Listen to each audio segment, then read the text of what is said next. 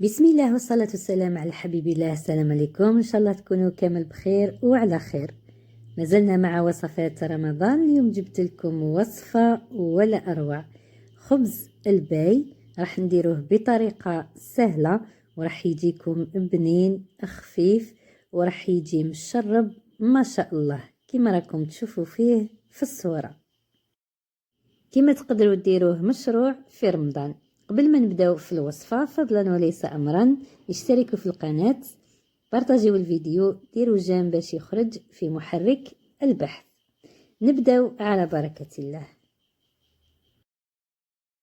بسم الله. اول حاجه راح نحضروا الشربات ولا القطر كما يسموه. عندي 2 كيسان تاع الماء بكاس تاع السكر ونص حبه تاع القارص تكون صغيره. خلطوا كلش مع بعض، نحطوهم فوق النار ومن بعد نحسبوا بعد الغليه 10 دقائق ونطفيو عليه نخلوه بجهه يبرد. نجوزو باش نحضروا خبز الباي. عندي 2 حبات تاع البيض يكونوا بحراره المطبخ، نص كاس تاع السكر، ونخلطوا كلش بالباتور حتى الخليط ديالنا يولي بيض ولا يولي خليط كريمي كما راكم تشوفوا فيه في الصوره.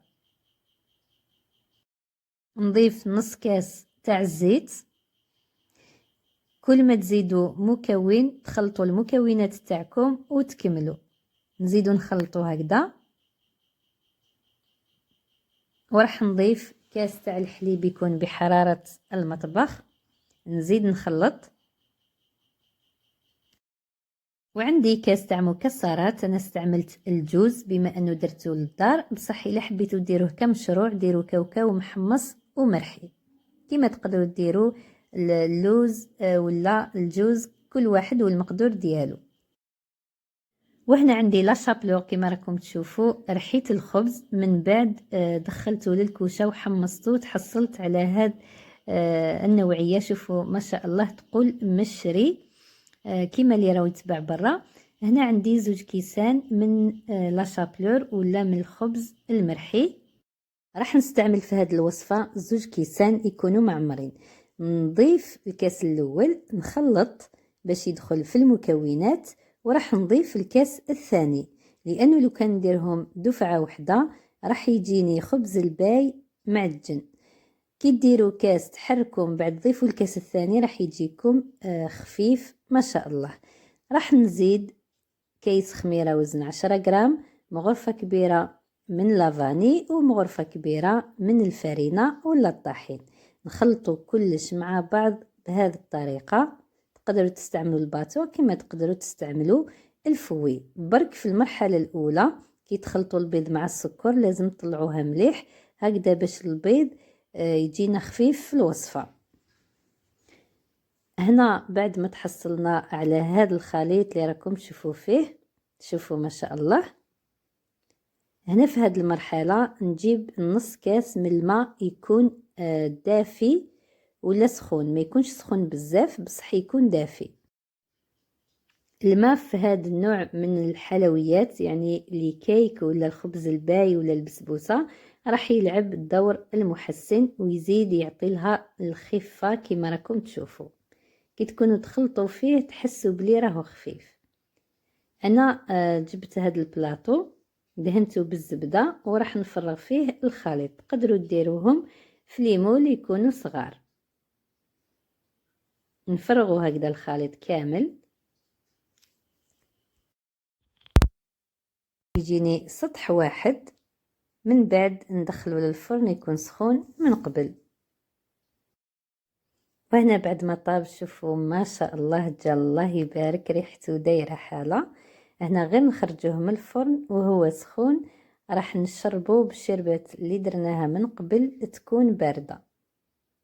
لازم تكون بارده هكذا باش ما يجيناش تاني معجن. نتوما تفرغوا وهو تمتم راح يشربها كما راكم تشوفوا. الا شفتوا بلي ما شربهاش كامل خلوه شويه من بعد زيدوها، يعني هذيك الشربات لازم يشربها كامل. الا تحبوه يجيكم مشرب والا تحبوه يجيكم يعني ماشي مشرب بزاف تقدروا تخلوا شويه من هاد الشربات. انا كنت نشربه نخليه شويه يشرب من بعد نزيد حتى كملت كامل الشربات اللي حضرناها.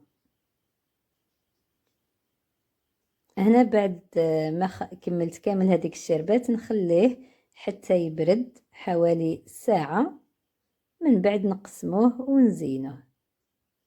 تقدروا تقسموهم بشكل طولي ولا تقسموهم كاريات، كل واحد كيفاش يحب يقسمو.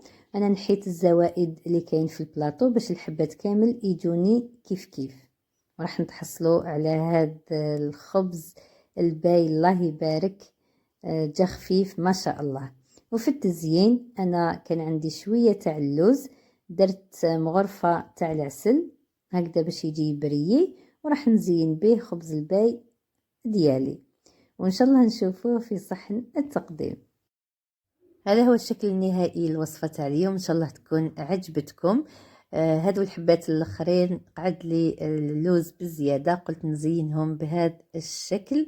ان شاء الله تجربوها وتتمتعوا بمذاقها. فضلا وليس امرا اشتركوا في القناه، فعلوا الجرس باش يوصلكم كل ما هو جديد ومفيد. نتلاقاو ان شاء الله في وصفات اخرى. من لذاك الوقت تهلاو في روحكم، والسلام عليكم.